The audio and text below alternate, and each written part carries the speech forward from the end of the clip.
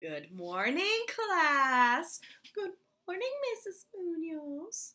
Oh my goodness. Well, if you're my student, you know that this is our very last week of distance learning. Today is June something. I forget. It's 2020. So we are just finishing up a spring of distance learning together.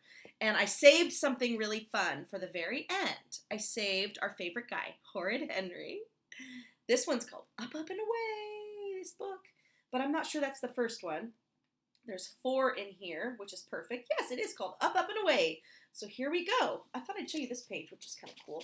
The gang, Henry, Peter, Mom and Dad, Moody Margaret, and Rude Ralph. Pretty good, right? Here we go. Oh boy, oh wow, oh boy, oh boy, oh boy! Horrid Henry could scarcely believe it after years of him begging and pleading and pleading and begging. Horrid Henry's mean, horrible parents were finally taking him on an airplane. It was a dream come true. Mom and Dad's idea of a great holiday was staying at home or weeding the garden. Or worse, forcing him to help weed the garden. Or even worse, camping in a smelly mosquito-filled swamp without TV or computers or anything. These weren't holidays. These were organized cruelty to children.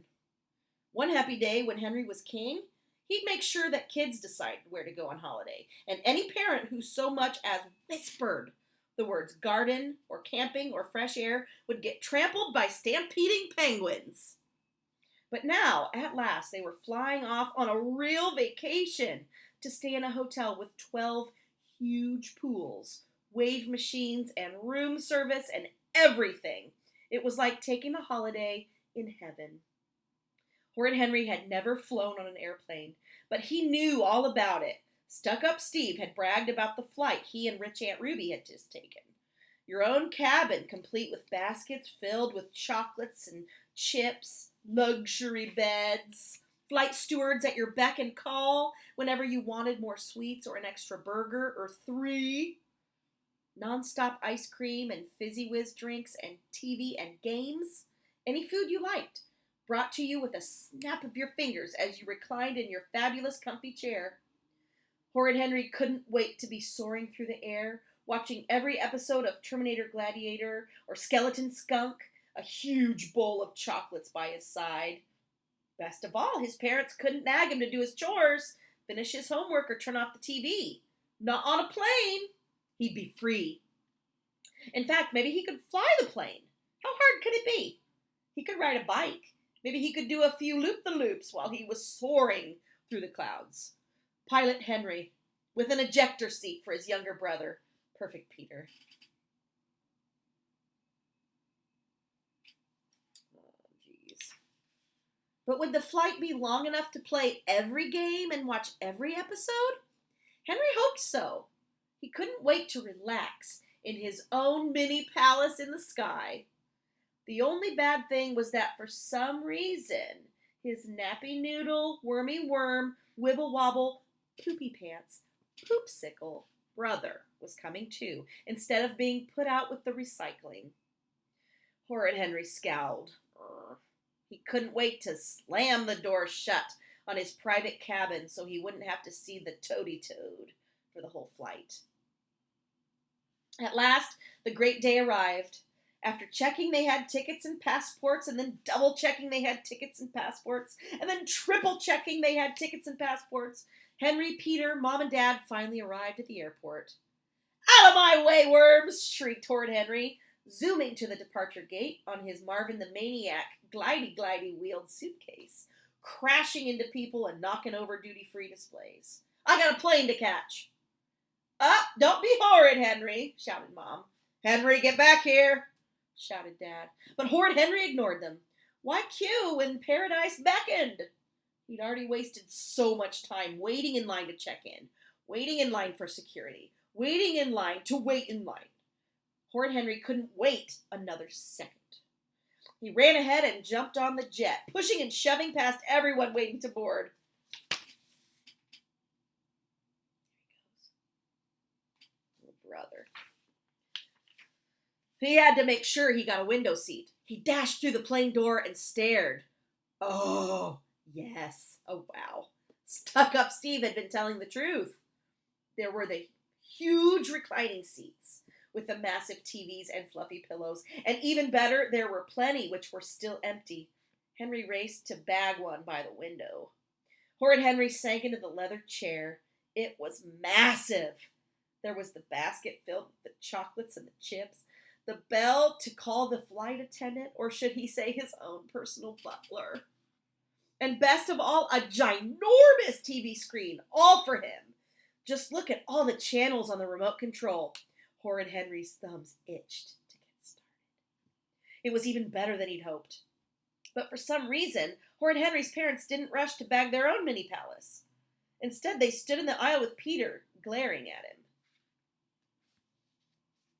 "Hurry up," said Henry, "or you won't get a seat." "Henry," said Dad, "we're not sitting here." "Yeah, Henry," said Peter. "What? Were they crazy? Was there somewhere even better? Maybe with a swimming pool and a ski slope?" "This is first class," said Mom. "So?" said Henry, scooping up a fistful of sweets. A flight attendant walked towards them, smiling. "Hello, welcome on board. I'm Greg, here to make your flight a great one." Then Greg caught sight of Henry's ticket. His smile vanished. He grabbed the sweets out of Henry's hand. "Oi," said Horrid Henry, "give those back." "Move," said grumpy Greg, "and make it snappy." Uh-oh, Greg's not so nice anymore. "But I like it here," said Henry. He held on to the plush armrests.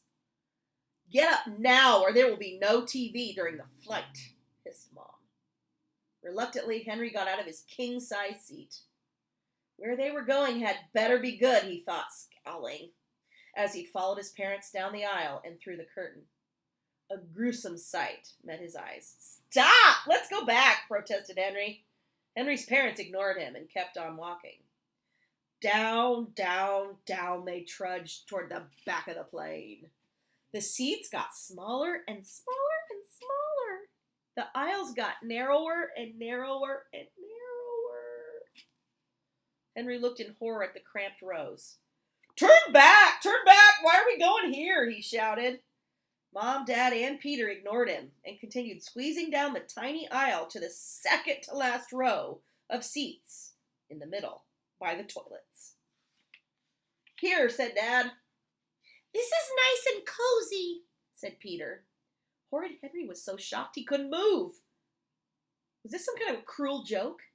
Had he been zapped into the zombie dimension?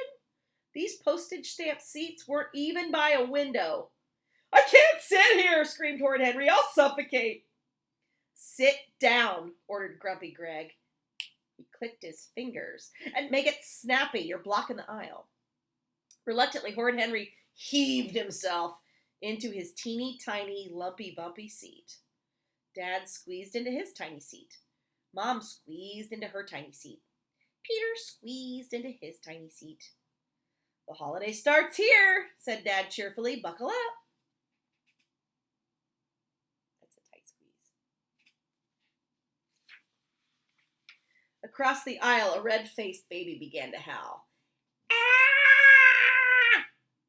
And another. "Ah!" And another. "Ah!" Then Horrid Henry saw a terrible sight. "Where's my TV?" he wailed, kicking and hurling himself backwards into the seat. "Ow!" yelped the man sitting in front of him. "Ow!" yelped the woman sitting behind him. "Where's my TV?" bellowed Henry again. "Oh, I guess they don't have them back here," said Mom. "You can read a book," said Dad. "I've brought loads of books," said Peter. "You can borrow some of mine. I've got The Happy Nappy, Bunny's Best Holiday, Kitten's Mitten." "No," howled Henry. "I want to watch TV. I want to play games."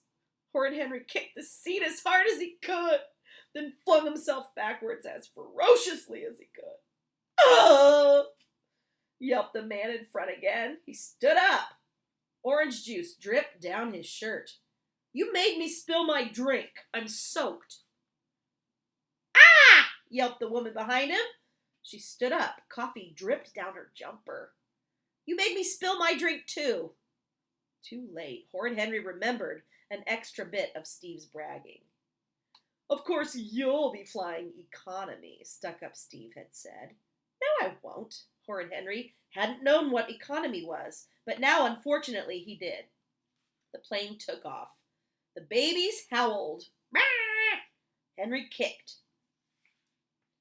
Ah! Yelled the man in front. He stood up. Tomato juice dribbled down his face onto his shirt. Stop kicking me!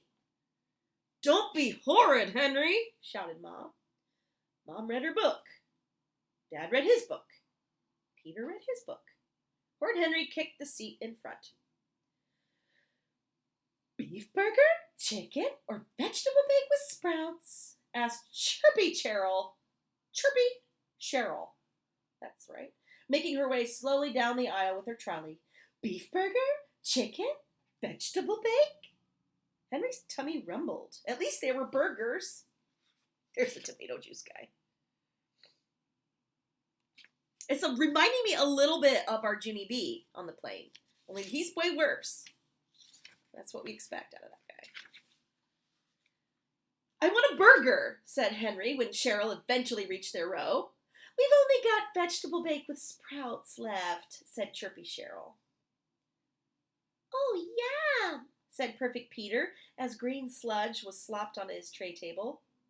What happened to the burgers? Wailed Horrid Henry. Gone, said Chirpy Cheryl. Gone? Was there no end to the misery he was enduring? No TV, no burger. I almost said burger. No burger. Squished into a seat that would crush a grasshopper. A huge queue for the smelly toilets. Like a line. A queue was a line. Screaming babies. Horrid Henry kicked the seat as hard as he could. Ah! Yelped the man in front. He stood up. Vegetable bake dripped down his hair onto his clothes. That guy's having a rough day. I think even a worse day than Horrid Henry. Snore, snore. Snore, snore, snore. Mom was snoring. Dad was snoring. Perfect Peter was snoring. Horrid Henry was starving. Kick, kick, kick. Thump, thump, thump. Ah! Yelped the man in front. My tea. Ah! Yelped the woman behind. My coffee. Ah! Baby wailed. Another joined in. Ah! And the other one. Ah! Horrid Henry could stand it no longer. He'd go mad if he stayed in this H-hole. Unless he starved to death first. When Mom and Dad woke up, they'd find a shriveling bag of bones in his seat. Then they'd be sorry. But it would be too late. Goodbye, cruel world, thought Henry. And then, Horrid Henry had a brilliant, spectacular idea. Why hadn't he thought of it before? He didn't have to put up with this torture. He didn't have to starve or shrivel into a mummy. Horrid Henry checked the aisle. Horrid checked up the other aisle. The coast was clear. He squeezed past snoring Mom. Then, quick as he could, he ran up to the front and slipped under the curtain into the first class. There were loads of empty seats waiting for him. Horrid Henry nabbed one by the window. He stretched out his aching legs and grabbed the remote. Then he snatched a bar of chocolate and stuffed it in his mouth. Ah, this was where he belonged. The lap of luxury. Peace at last. A dark shadow fell over him. Boy, that's not your seat. Get back where you belong and make it snappy, snapped Grumpy Greg. No! Shrieked Horrid Henry. No! They'd have to drag him away. A long-haired man dozing under a hat across the aisle looked up. He stared at Henry. So sorry to disturb you, sir, said Grumpy Greg. He'll be removed immediately. Henry?